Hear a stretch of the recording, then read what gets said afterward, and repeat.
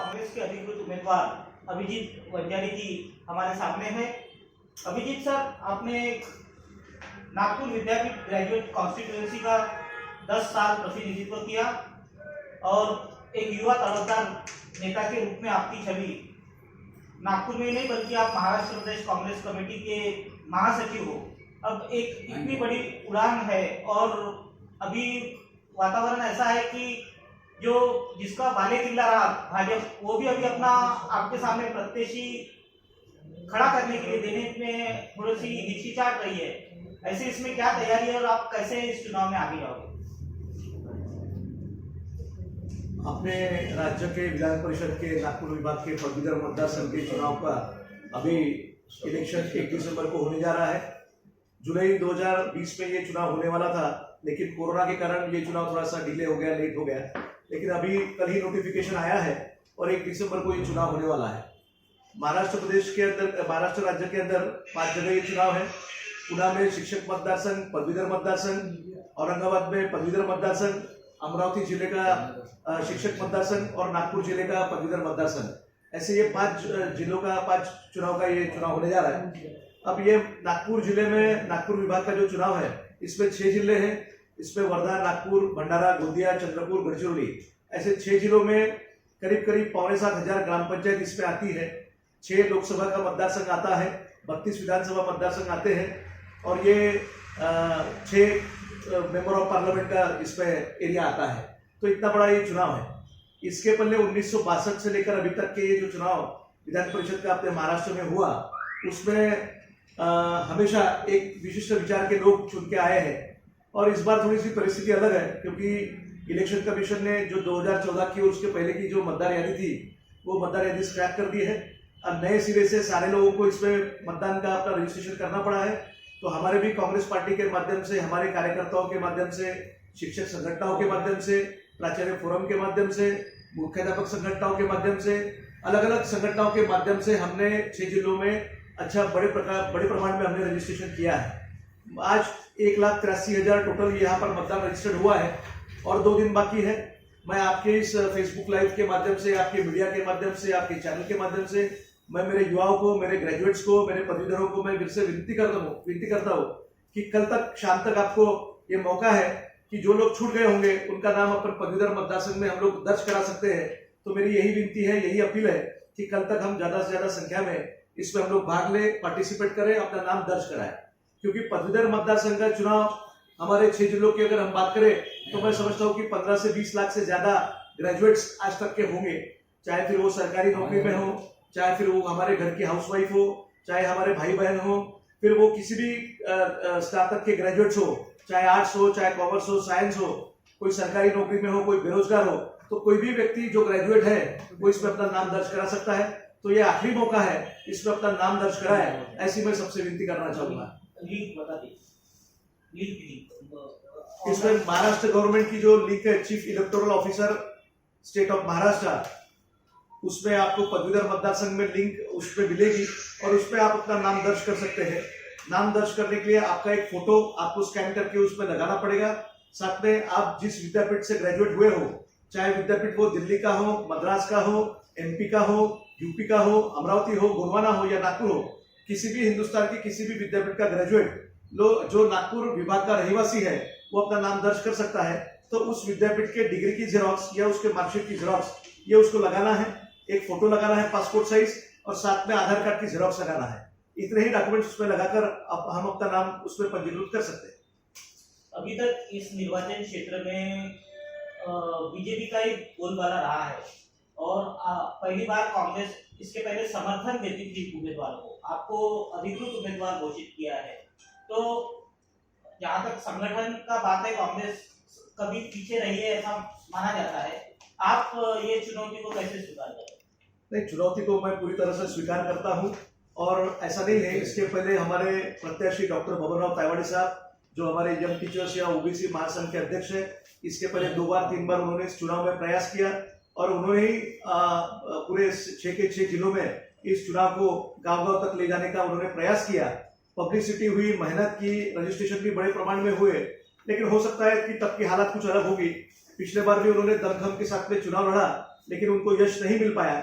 लेकिन इस बार यह है कि पिछले बार की जो मतदार यादी थी, मैंने इसके पहले भी बताया, वो मतदार यादी 1962 से लेकर चली आ रही थी। उसका आइडेंटिफिकेशन नहीं था, मतदारों के फोटो नहीं थे, उनका कोई भी आइडेंटिफिकेशन नहीं रहने के कारण बोगस मतदान भी बड़े प्रमाण में पहले होता था, जो अब नहीं होगा।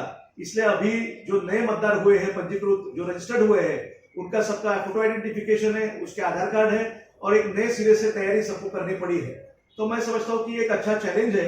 इसके पहले जो हुआ है वो गलतियों को सुधार कर, कांग्रेस पार्टी ने इसके पहले भी तायवाड़े सर को अधिकृत उम्मीदवार करके घोषित किया था। तब विलासराव देशमुख साहब हमारे महाराष्ट्र राज्य के मुख्यमंत्री थे, माणिकराव ठाकरे साहब हमारे प्रदेश के अध्यक्ष थे, वो भी प्रचार को आए थे। तो इस बार भी वैसा ही होगा। बाला साहब थोरात साहब ने उन्होंने इनिशिएटिव लेकर सारे विदर्भ के जिले के पालक मंत्रियों के साथ में, सभी आमदारों के साथ में, सभी नेताओं के साथ में चर्चा करके 12 मार्च को गांधी भवन में कांग्रेस का जो अधिकृत हमारा कार्यालय है मुंबई में, वहां पर मेरे नाम का उन्होंने जाहिर किया। और अभी मैं समझता हूँ कि आने वाले 2-4 दिन में वो नागपुर में आएंगे और सभी इस चुनाव की कमान संभालते हुए सभी लोगों को काम पे लगाएंगे। निश्चित रूप से इसके पहले जो चित्र दिखाई नहीं दिया, उस प्रकार का चित्र दिखाई देगा। हमारे कांग्रेस पार्टी के सारे नेता, चाहे वो विधायक हो, चाहे मंत्री हो, चाहे पराभूत उम्मीदवार हो, जिला परिषद के मेंबर हो, सभापति हो, कारपोरेटर हो और पदाधिकारी हो, ये सारे लोग बढ़ चढ़कर हिस्सा लेकर इस चुनाव में हमारा साथ देंगे और निश्चित रूप से ये चुनाव इस बार कांग्रेस पार्टी जीतेगी और एक नया इतिहास इस मतदार संघ में रचा जाएगा। आपके समर्थकों में काफी जोश है और वो नारे भी लगा रहे हैं कि पदवीधरों के सम्मान में अभिजीत भाव मैदान में। आपका क्या एजेंडा है ये चुनाव में? क्योंकि जुलाई 2020 को जो अनिल सोले साहब जो यहाँ के विधायक थे इस क्षेत्र के, तो वो रिटायर होने वाले थे, तो इसलिए 1 अक्टूबर को ये चुनाव की प्रक्रिया शुरू हो गई है। तो 1 अक्टूबर में विधानसभा का चुनाव होगा था। पिछले बार आपको याद है, मुझे विधानसभा की टिकट नहीं मिली, लेकिन मुझे तायवाड़े साहब के साथ में मेरी मुलाकात हुई और उन्होंने कहा कि अब इस बार मैं चुनाव नहीं लड़ने वाला, तो अभिजीत तुमको ये चुनाव लड़ना है। तो हम लोगों ने फिर सारे नेताओं के साथ में चर्चा की, सारे कांग्रेस के और इस क्षेत्र में काम करने वाले शिक्षण संचालक होंगे या शिक्षण क्षेत्र में काम करने वाले अन्य घटक होंगे, उनके साथ में चर्चा करके हम लोगों ने तय किया कि ये चुनाव जीता जा सकता है, प्रॉपर तरीके से लड़ा जा सकता है। तो 1 नवंबर 2019 से हम लोगों ने काम शुरुआत किया और आपको बताते हुए मुझे गर्व महसूस होता है कि 63 तालुका में, सभी के सभी तालुका में मैं खुद पर्सनली गया हूँ। वहाँ के सरकारी कार्यालय होंगे, वहाँ की कोर्ट कचहरी होंगी, वहाँ के शिक्षण संस्थान होंगे, वहाँ की प्राथमिक हाई स्कूल होंगी, जिला परिषद की स्कूल होंगी, नगर परिषद की स्कूल होंगी, प्राइवेट कॉन्वेंट्स होंगे, महाविद्यालय होंगे। ये सभी जगह जहाँ पर इकट्ठा मतदान हमको मिलता है या रजिस्टर किया जाता है, वहाँ के लोगों के साथ मैंने संपर्क किया है, हमारे पार्टी के नेताओं के साथ में संपर्क किया है, हमारे जिला अध्यक्ष होंगे, हमारे पार्टी के दूसरे पदाधिकारी होंगे, उनके साथ में मिलकर हम लोगों ने बड़े प्रमाण में इसका फायदा हमने लिया है। इवन कोरोना के चलते हम लोगों ने जब तक के हो सके, जितना हो सके सरकार की परमिशन के अनुसार हमने वहां तक के प्रचार किया है और हमने संपर्क किया है।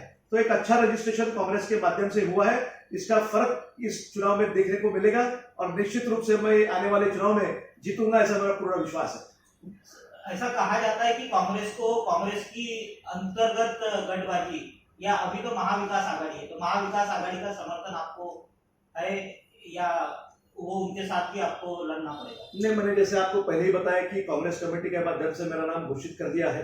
अभी राज्य के जितने 5 जगह पर चुनाव है, उसकी जो हम लोग बोलते हैं कि वाटाघाटी उसकी चल रही है प्रदेश लेवल पर, और वो शिवसेना, राष्ट्रवादी कांग्रेस और भारतीय राष्ट्रीय कांग्रेस, पीनीपत कवाड़ेगढ़ और रिपब्लिकन पार्टी ऑफ इंडिया गवीगढ़, ये सारे नेताओं के साथ में उनकी बातचीत शुरू है, मीटिंग शुरू है।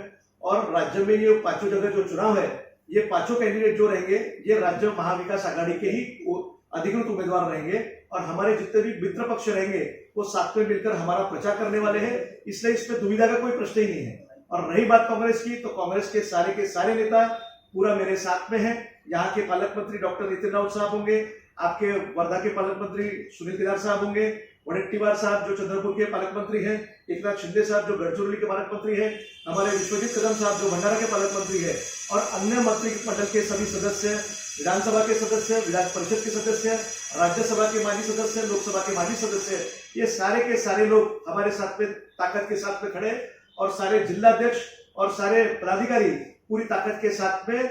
और एक खासियत मैं आपको बताना चाहूंगा कि आधे बूथ वाटप हमारे पार्टी के हो गए हैं। यह आश्चर्य की बात हो सकती है, लेकिन कांग्रेस पार्टी में ऐसा होता नहीं है। लेकिन पिछले चुनाव से हम लोगों ने उसके ऊपर अपना चेंज कर दिया स्ट्रेटेजी, और बूथ व्हाट्सएप हमने शुरू कर दिया है। कल ही मैंने 2-3 जगह नागपुर शहर में विकास टेकरी जी के माध्यम से हमारे जो शहर अध्यक्ष है, आमदार है, उनके माध्यम से नागपुर शहर के आधे बूथ हमने बांट डाले और बूथ की तैयारी जो है वो कार्यकर्ताओं के माध्यम से हमने शुरू कर दी। बहुत बहुत धन्यवाद सर।